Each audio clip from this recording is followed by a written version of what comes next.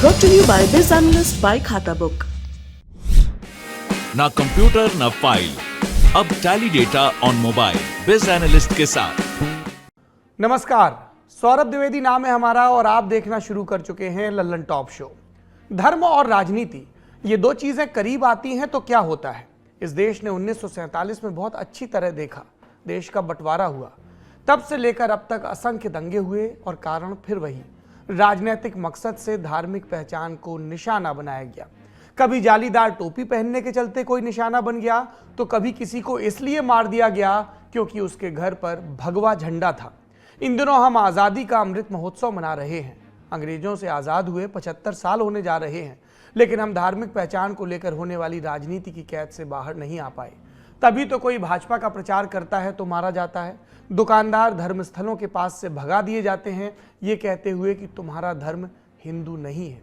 कोई छात्रा कॉलेज के एक कमरे में प्रार्थना करती है तो बवाल हो जाता है।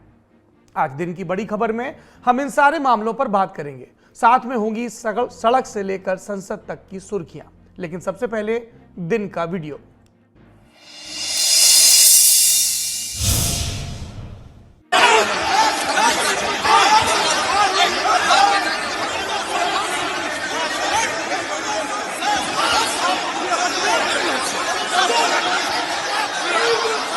पश्चिम बंगाल विधानसभा के अंदर मोबाइल से बना ये वीडियो आज दिन भर सोशल मीडिया पर तैरता रहा। भाजपा के कई सांसदों और विधायकों ने इसे ट्वीट भी किया। अमूमन सदन के अंदर फोन निकालकर कोई वीडियो रिकॉर्ड नहीं करता, नियम विरुद्ध है। लेकिन आज का मामला अलग था। आज विधानसभा के अंदर तृणमूल कांग्रेस और भाजपा के विधायकों के बीच हाथापाई हो गई। दोनों पार्टियों ने दावा किया है कि उनके विधायकों को चोट पहुंची। भाजपा ने दावा किया कि पार्टी के मुख्य सचेतक मनोज टिग्गा के साथ धक्का मुक्की हुई और तृणमूल का दावा कि असित मजूमदार को चोटें आईं और उन्हें अस्पताल ले जाया गया। दोनों तरफ से कई विधायक कहते नजर आए कि उनके साथ मारपीट हुई, उनके कपड़े फाड़े गए। ये माननीयों के बयान हैं। विधानसभा अध्यक्ष बिमान बनर्जी ने कहा कि ऐसी अवांछनीय घटना की पहले कोई मिसाल नहीं थी। इसके बाद 5 भाजपा विधायकों को सदन के अंदर हंगामा करने के आरोप में अगले सत्र तक के लिए निलंबित कर दिया गया। इन विधायकों के नाम क्या हैं? नेता प्रतिपक्ष सुवेंदु अधिकारी, मुख्य सचेतक मनोज टिग्गा, नरहरि महतो, शंकर घोष और दीपक बर्मन। निलंबन पर सुवेंदु अधिकारी ने कहा कि उन्हें गैरकानूनी ढंग से निलंबित किया गया है। भाजपा विधायकों का दावा है कि वो बीरभूम के बोगतुई गांव में हुई हत्याओं पर चर्चा की मांग कर रहे थे, तभी तृणमूल विधायकों की तरफ से धक्का मुक्की शुरू हुई। और तृणमूल कांग्रेस का कहना है कि पहले भाजपा विधायक हिंसक हुए और मार्शल के साथ धक्का मुक्की की। उनका यह भी आरोप है कि भाजपा विधायकों ने महिला मार्शलों पर भी हमला किया और आधिकारिक दस्तावेजों को नुकसान पहुंचाया। वैसे ज्यादातर जगहों पर इस विवाद की क्रोनोलॉजी कुछ इस तरह बताई जा रही है कि आज जब सदन की कार्रवाई शुरू हुई तभी से भाजपा विधायकों ने बोगतुई मामले पर मुख्यमंत्री ममता बनर्जी से इस्तीफा मांगना शुरू किया। ममता बनर्जी के पास होम डिपार्टमेंट भी है। इस मांग के साथ भाजपा विधायक सदन के वेल में आ गए। स्पीकर बिमान बनर्जी लगातार विधायकों से जगह पर लौटने को कहते रहे, लेकिन विधायकों ने ऐसा नहीं किया। आधे घंटे बाद तृणमूल कांग्रेस के विधायक भी वेल में आ गए। इसके बाद तनाव बढ़ा और बात धक्का मुक्की तक चली गई। सूबे में भाजपा के अध्यक्ष सुकांत मजूमदार ने स्पीकर को हटाने की मांग भी की है। सुनिए। देखिए, पश्चिम बंगाल के विधानसभा में आज जो घटना घटी वो डेमोक्रेसी को शर्मसार कर देने वाली घटना है। पश्चिम बंगाल के विधानसभा के अंदर जहां पे हाउस बैठता है उसके अंदर इस तरीके का घटना हम लोगों ने कभी पहले नहीं देखा। जिस तरीके से बीजेपी विधायकों के ऊपर फिजिकली असॉल्ट किया गया, उन लोगों को, महिलाओं को भी नहीं छोड़ा गया, तो इस तरीके की घटना प्रमाण करता है कि पश्चिम बंगाल में लॉ एंड ऑर्डर बोलिए, डेमोक्रेसी बोलिए, कुछ भी नहीं है। वैसे बोगतुई में हुई हत्याओं को लेकर सिर्फ भाजपा ही आक्रामक नहीं है।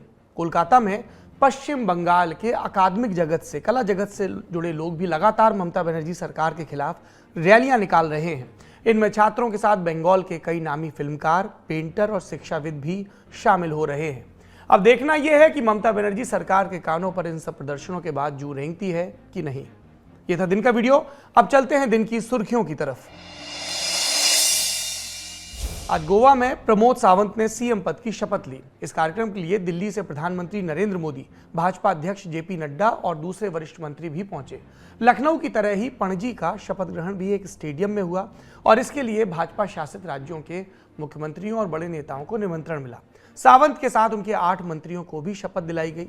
इसमें एक वक्त सीएम पद के आकांक्षी विश्वजीत राणे भी शामिल हैं। 40 सीटों वाली गोवा विधानसभा में भाजपा के पास 20 विधायक हैं। भाजपा को महाराष्ट्रवादी गोमंतक पार्टी और 3 निर्दलियों से भी बिना शर्त समर्थन मिला है। बिना शर्त समर्थन को हम इसलिए रेखांकित कर रहे हैं क्योंकि भाजपा ने आज के शपथ ग्रहण में सिर्फ भाजपा विधायकों को ही शपथ दिलाई है। अमूमन गोवा में जनादेश खंडित रहता है और तब किंग मेकर्स की तूती बोलती है, लेकिन इस बार भाजपा को सहयोगियों की वैसी जरूरत नहीं रह गई। वैसे सूत्रों का दावा है कि एमजीपी और निर्दलियों को बाद में शपथ दिलाई जा सकती है। दूसरी सुर्खी, इसका ताल्लुक पंजाब से है। भगवंत मान सरकार ने आज सूबे में राशन की डोर स्टेप डिलीवरी करने का ऐलान किया। नाम से ही जाहिर है, इस योजना के तहत पात्र परिवारों तक राशन खुद सरकार पहुंचाएगी, वैसे ही जैसे ऑनलाइन खरीदे सामान की हमारे घरों में डिलीवरी होती है। योजना का ऐलान करते हुए मुख्यमंत्री मान ने कहा कि ये ऐच्छिक है, यानी लोग चुन सकते हैं कि उन्हें डोर स्टेप डिलीवरी चाहिए या नहीं। मान ने यह भी जोड़ा कि पंजाब सरकार के अधिकारी लोगों को फोन करके पूछेंगे कि उन्हें राशन की डिलीवरी कब चाहिए और तय वक्त पर ही ये डिलीवर किया जाएगा। राशन की डोर स्टेप डिलीवरी आम आदमी पार्टी सरकार दिल्ली में भी करना चाहती थी, लेकिन केंद्र और दिल्ली सरकार के बीच खींचातानी के चलते ये योजना यहाँ साकार नहीं हो पाई। आज आम आदमी पार्टी ने योजना को वहां लागू कर दिया जहां उसे केंद्र की सहमति की जरूरत नहीं है। इस मौके पर अरविंद केजरीवाल टीवी पर आए तो ये कहा, तो मैं पंजाब के लोगों को बहुत बहुत बधाई देता हूं। मैं समझता हूं ये जल्दी लागू होगा। आज ऐलान किया गया है। दिल्ली में पिछले 4 साल से हम लोग इस योजना को, door step delivery of ration की योजना को लागू करने के लिए बहुत संघर्ष कर रहे हैं। सब कुछ हो चुका था, हमने सारा काम कर लिया था। केंद्र की भाजपा सरकार ने इसको रोक दिया, इसे करने नहीं दिया। ये सही नहीं है। लेकिन अंग्रेजी में एक कहावत है, you cannot stop the idea whose time has come. जिस आइडिया का समय आ चुका है उसको कोई नहीं रोक सकता, उसको कोई ताकत नहीं रोक सकती, फिर उसके पीछे कुदरत लग जाती है। तीसरी सुर्खी का संबंध है भारत बंद से। केंद्रीय कर्मचारियों की यूनियनों और all India bank employees association ने 28 और 29 मार्च को भारत बंद बुलाया है। बंद का मकसद है केंद्र सरकार की नीतियों का विरोध करना। दर्शक जानते हैं कि सरकारी बैंकों के कर्मचारी प्राइवेटाइजेशन और बैंकिंग लॉज अमेंडमेंट बिल 2021 का लंबे समय से विरोध कर रहे हैं। इसीलिए इस बंद का सबसे ज्यादा असर सरकारी बैंकों में ही देखने को मिला। दिल्ली समेत देश के कई हिस्सों में आज सरकारी बैंक नहीं खुले। देश के सबसे बड़े बैंक एसबीआई का कहना है कि हड़ताल के चलते बैंकिंग सेवाओं पर बुरा असर पड़ सकता है। बैंकों से इतर बंद का असर मिला जुला रहा। हरियाणा के पंचकुला में हरियाणा रोडवेज यूनियन के सदस्यों ने हड़ताल की। ऐसी हड़ताल तमिलनाडु में भी हुई। पश्चिम बंगाल में जगह जगह ट्रेनों को रोका गया। यातायात की बात चली है तो आपको एक और अपडेट देते चले। आज पूरे देश में पेट्रोल का दाम 30 पैसे प्रति लीटर और डीजल का दाम 35 पैसे प्रति लीटर बढ़ा दिया गया। पिछले 7 दिनों में 6ठी बार दाम बढ़े। नवंबर 2021 में केंद्र सरकार ने पेट्रोल और डीजल के दामों में 5 और 10 रुपए घटाए थे। 137 दिन दाम स्थिर रहे, फिर बढ़ने लगे। अब तक पेट्रोल का दाम 4 रुपए और डीजल का दाम 4 रुपए 10 पैसे बढ़ाया जा चुका है। दर्शक जानते हैं, यूक्रेन पर रूस के आक्रमण के बाद अंतर्राष्ट्रीय बाजार में कच्चे तेल के दाम तेजी से बढ़े हैं, लेकिन भारत में खुदरा दाम स्थिर होने के चलते सरकारी तेल कंपनियों को तकरीबन 19,000 करोड़ का नुकसान हुआ। चुनावों के बाद दाम अब फिर इसलिए बढ़ाए जा रहे हैं ताकि इस नुकसान की भरपाई हो सके। चौथी सुर्खी संसद से है। आज केंद्रीय गृह राज्य मंत्री अजय मिश्रा टेनी ने लोकसभा में क्रिमिनल प्रोसीजर आइडेंटिफिकेशन बिल 2022 पेश किया।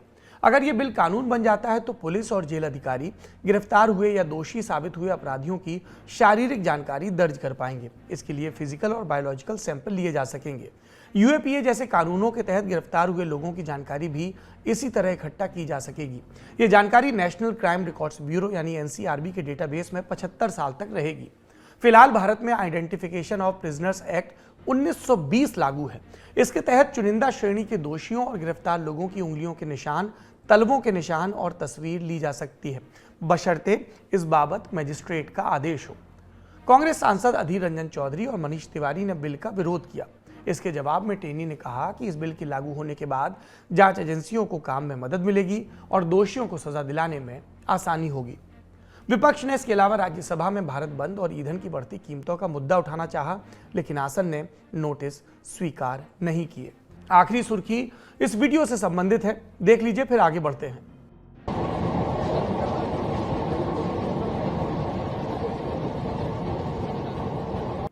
वीडियो उत्तर प्रदेश विधानसभा के अंदर का है, जहां आज विधायकों की शपथ हुई। इस दौरान मुख्यमंत्री योगी आदित्यनाथ और नेता प्रतिपक्ष अखिलेश यादव के बीच ये मुलाकात हुई। दिल मिले ना मिले पर हाथ जरूर मिले। बढ़ते हुए सीएम योगी ने सपा अध्यक्ष अखिलेश यादव के कंधे पर हाथ भी रखा। इतने दिनों की प्रतिस्पर्धा और उसमें हुई तीखी और व्यक्तिगत टिप्पणियों के बाद ये पहला मौका था जब दोनों नेता आमने सामने थे। पहले दिन विधानसभा से आई इस तस्वीर को सोशल मीडिया पर कई लोगों ने सुखद बताया, क्योंकि आमतौर पर सत्ता और विपक्ष की इस तरह की तस्वीरें नदारद रहती हैं। इसके बाद आगे बढ़कर सबसे पहले सीएम योगी ने विधायक के तौर पर शपथ ली। प्रोटेम स्पीकर रमापति शास्त्री ने पहली बार के विधायक विधानसभा में अखिलेश यादव और बाकी विधायकों को भी शपथ दिलाई। इससे पहले का भी एक वीडियो विधानसभा में लगे कैमरे से सामने आया, जिसमें सीएम योगी के विधानसभा में आते ही थोड़ी देर तक अखिलेश यादव से बातचीत का नजारा दिखा। बारी बारी से वो विपक्ष के विधायकों से भी मिलते नजर आए। यूपी विधानसभा से ही एक खबर और है। बीजेपी के वरिष्ठ विधायक सतीश महाना ने सीएम योगी की मौजूदगी में विधानसभा अध्यक्ष के पद के लिए नामांकन किया। विपक्ष ने भी उनके नाम का समर्थन किया। तो अब यह तय है कि निर्विरोध सतीश महाना कल से विधानसभा अध्यक्ष की कुर्सी संभालेंगे। ये थी सुर्खियां। अब चलते हैं दिन की बड़ी खबर पर। सर ये बीजेपी के प्रचार प्रसार में लगा हुआ था और इसके लिए ये लोग बहुत इन लोगों का पूरा गुस्सा सर पे चढ़ गया था कि अब मार देंगे तब मार देंगे। कई बार इसको धमकी मिला 10 लाख थाने में दे देंगे, मार देंगे, ये कर देंगे, वो कर देंगे। हमारा भाई बहुत दौड़ा, अपने मौत के लिए भीख मांगा हो। एसपी कार्यालय में गया, उसके बाद से थाना रामकोला में गया, उसके बाद डीएम साहब के पास गया, हर जगह FIR किया है, कोई सुनवाई नहीं हुआ है और ना ही कोई इसको बचाया है। लास्ट में लोग मारते मारते इसके जान ले ही ली। जी सर, और पूछिए क्या पूछना चाहते साथ जो है प्रचार कर रहे थे। जी सर, पीएन पाठक के साथ क्या कह रहे थे पट्टीदार लोग, किसका प्रचार करें? पट्टीदार लोग यही सोच रहे थे कि ये भाजपा को वोट ना दें और ये हम लोग के साथ जैसे हम लोग रह रहे हैं, जैसे सपा जो भी है पार्टी, जहाँ हम लोग वोट देंगे तहाँ ये भी रहे। एक भाई रो रो कर अपनी पीड़ा बता रहा है कि उसके भाई को बीजेपी का साथ देने की सजा मिली। बता रहा है कि पुलिस से शिकायत की, लेकिन वहां से भी वक्त रहते मदद नहीं मिली। बता रहा है कि बीजेपी की जीत वाली मिठाई खिलाने के चलते एक मुस्लिम युवा की हत्या हो गई। ये सारे आरोप आपने सुने। अब तस्वीरें देखिए। बीजेपी का झंडा लगा है, लेकिन दीवार पर प्लास्टर नहीं। घर है, लेकिन शटर के उस पार संपन्नता नहीं। मुफलिसी से भरे छोटे से घर के भीतर एक बूढ़ी माँ और एक विधवा पत्नी, एक बेटा है 4 साल का और 6 साल की बेटी। इसी घर में रहता था बाबर। यूपी के कुशीनगर जिले के कटघरई गांव में रहने वाले 26 साल के बाबर को पीट पीट कर मार दिया गया। ये बाबर की वो तस्वीर है जिसमें वो मिठाई बांटता दिख रहा है। तस्वीर 11 जनवरी की बताई गई, जब नतीजे आ चुके थे और बीजेपी जीत चुकी थी। बताया गया कि उसने बीजेपी की जीत की खुशी में मिठाई बांटी। परिवार का दावा है कि बीजेपी का समर्थन करने को लेकर बाबर का अपने पट्टीदारों से विवाद चल रहा था। इसके अलावा पुलिस ने अपनी रिपोर्ट में पुराने नाली विवाद का भी जिक्र किया। वैसे पुलिस ने इस पुराने विवाद को हत्या का कारण नहीं बताया। चश्मदीदों के मुताबिक हुआ ये कि 20 मार्च को बाबर अपनी मीट की दुकान से घर लौटा। घर की दीवार पर लगा बीजेपी का झंडा गिर गया। बाबर उसे ठीक कर रहा था, जिसके बाद उसके पट्टीदार अजीमुल्ला, आरिफ, सलमा और ताहिद की तरफ से उसे ऐसा करने से मना किया गया। नहीं माना तो मारपीट शुरू हुई। उसके बाद क्या हुआ, खुद चश्मदीद से सुनिए। वो क्या है कि अपने चौराहे से आए। चौराहे से शाम का टाइम था, लगभग 6-7 बज रहा था। वो आए और अपने घर पे गए, सामान वामान रखे। उसके बाद से वो पोस्टर जो दिख रहा है उसी को लगाने लगे। वो गिर गया था। तो फिर उसके बाद से क्या है कि जो उनके पट्टीदार हैं मना किए, फिर भी नहीं माने, फिर लगाने लगे।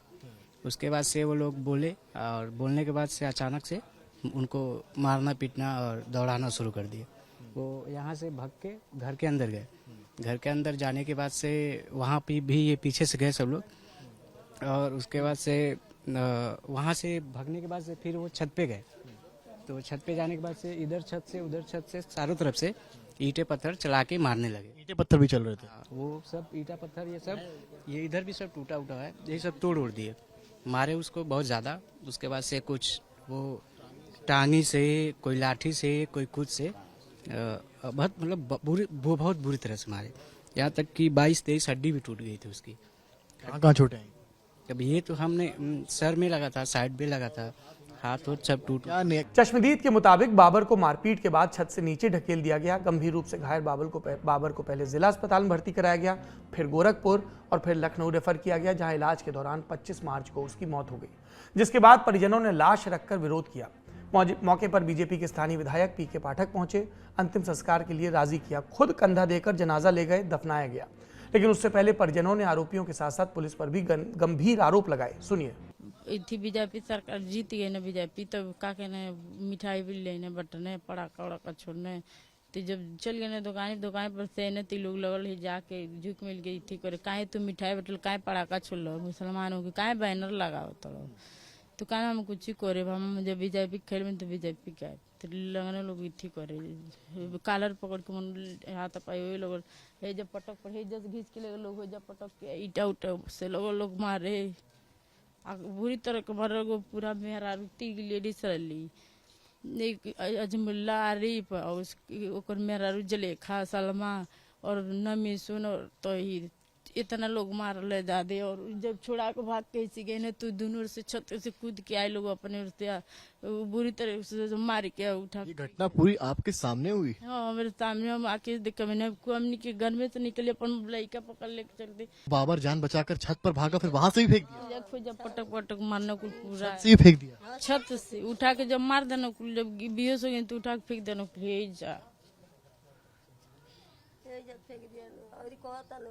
पहला दिन थाना, दूसरा दिन बेल, तीसरा दिन खेल, फिर छूट के आएंगे तो फिर मार देंगे। आपने पुलिस से मदद नहीं मांगी? पुलिस पूरा मदद पैसा लेके चुपचाप पट्टा देते रहे पुलिस।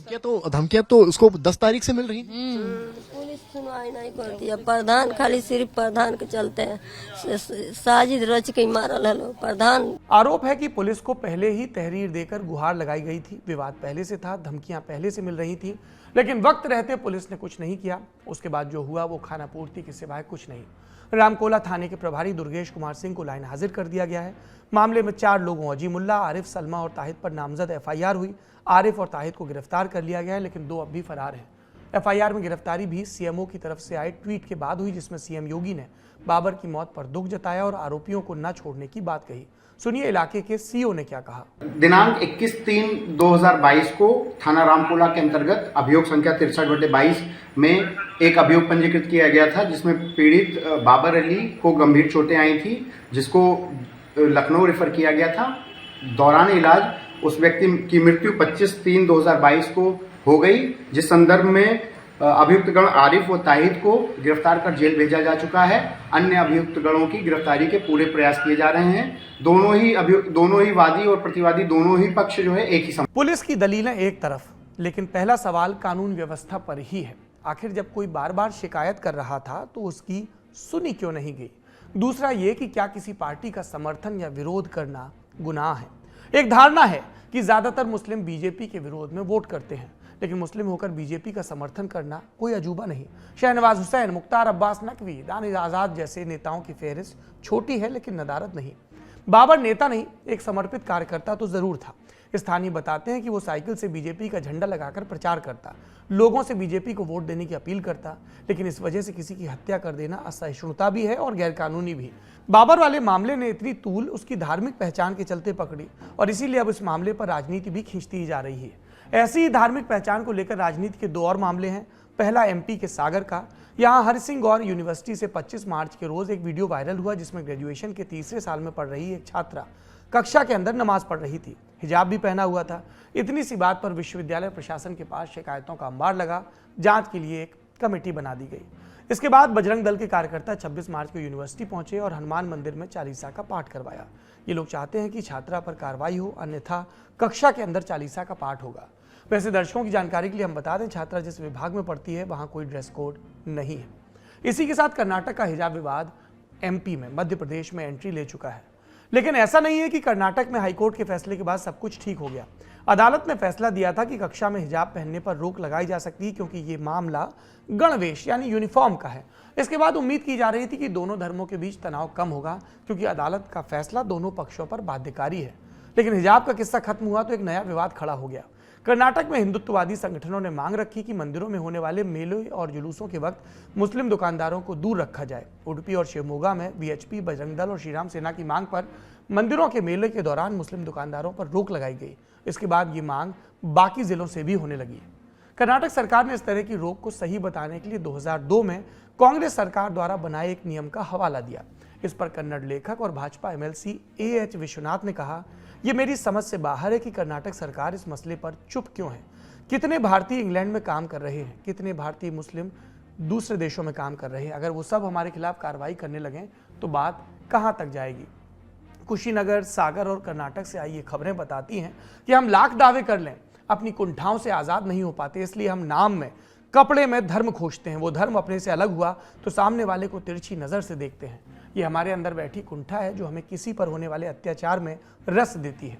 आज का लल्लन टॉप शो देखने के बाद सोचिएगा, कहीं आप भी तो इस भीड़ में शामिल नहीं। आखिर में कू की राय। हमने कू पर लोगों से पूछा, सदन के अंदर विपक्षी सांसद विधायक वीडियो क्यों बना रहे हैं। पहला विकल्प, क्योंकि उनकी बात को जगह नहीं मिल रही, 48% ने इसे सही माना। दूसरा विकल्प कि यह विशुद्ध राजनीति है, 52% ने सही माना। अगर आप भी कू पर हमारे पोल का हिस्सा बनना चाहते हैं तो इस सोशल मीडिया ऐप पर लल्लन टॉप को फॉलो कर सकते हैं। अलग अलग मुद्दों पर अपनी राय भी #LT शो ऑन कू के नाम से दे सकते हैं। हम उसे भी शामिल करने की कोशिश करेंगे। जाते जाते एक जरूरी सूचना IPL के बारे में। IPL आया, साथ में लौटी बमचक क्रिकेट की। IPL की मजेदार कवरेज लल्लन टॉप की टीम के साथ। और इस कवरेज में अगर आप भी बतौर एक्सपर्ट जुड़ना चाहें तो हमें मेल करें sports@lallantop.com पर। लल्लन टॉप शो अब समाप्त होता है। शुक्रिया, शुभ रात्रि। अपना और अपनों का खूब ख्याल रखिए। अरे जाओ जाओ, मैच तो हमें ही जीतना था। अपना बॉलर वो वाली गेंद ना फेंकता तो जीत जाते हम। वाह, उसके कैच ने तो मैच ही बना दिया। यार ये ओपनर्स अगर थोड़ा और तेजी से खेलते ना, बात बन जाती। एक फिनिशर की कमी बढ़ गई, वरना मैच जीत जाते। मैच तो हमें जीतना ही था। आप भी हैं लल्लन टॉप क्रिकेट एक्सपर्ट। घर बैठे जुड़िए हमारे IPL लाइव शो बमचक में हर रोज मैच के बाद।